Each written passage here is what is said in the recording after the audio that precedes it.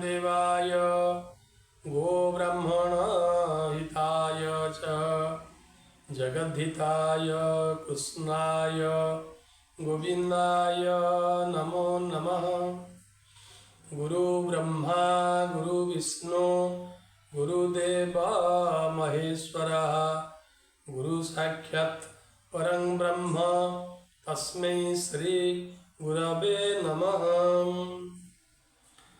ओम श्री शाश्वत सनातन सत्संग Odisha trust registration number IV 334 कल्की मंदिर गंगोत्री नगर 3L शिशुपालगढ़ भुवनेश्वर दूरभाष 9938359952 9938359952।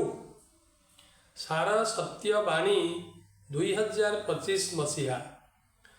कलिजुग शेष हो जाइछि, सत्यजुग प्रतिष्ठा हेब। ओम श्री जगन्नाथ कल्कीराम ओडिशा रे जन्म होई सारिछंती। आत्मपरिचय देवा उद्देश्य रे भुवनेश्वर रे कल्की मंदिर प्रतिष्ठा करी गुप्त रे रहिछंती। 14 वर्ष बीती गलानी। घोर कली महाभारतर ज्ञान युद्ध रे विजय लाभ करी आत्मपरिचय देला परे जातिसंघर अनुमोदन और केंद्र सरकार सहयोग रे उदयवट जीवे। उदयवट पारुषरे लीला उदय हेब। अनाहत ध्वनि शबदे तीनिपुर कंपिब। चौदिग भक्त आसिबे तही होइब भेट। चरण सेवारे खटिबे लीला हेब प्रकट। हाड़ुदासंकर चौतीसा। एकाक्षर लय सार घरे घरे होई जीव प्रचार लो जाइफुल। पिता पुत्रे हेबे पर अच्युतंकर जाइफुल मालिका।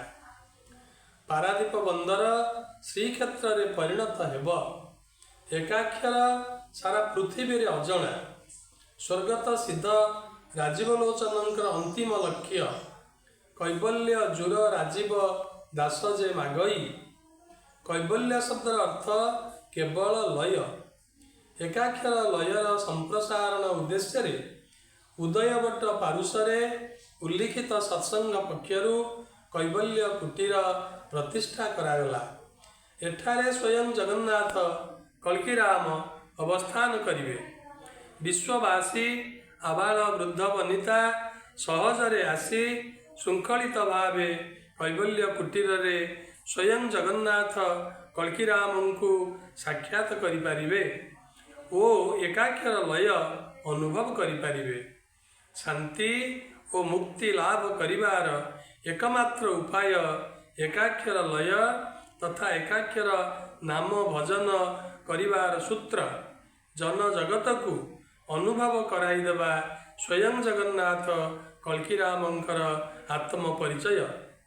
कारण पृथ्वी रे यह ए पर्यंत केही करिपारि नाहंती कि वर्तमान मध्य अन्य केही करिपारिबे नाही।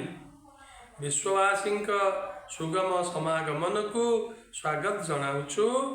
ओम श्री जगन्नाथ नटवर प्रभु कल्कीराम।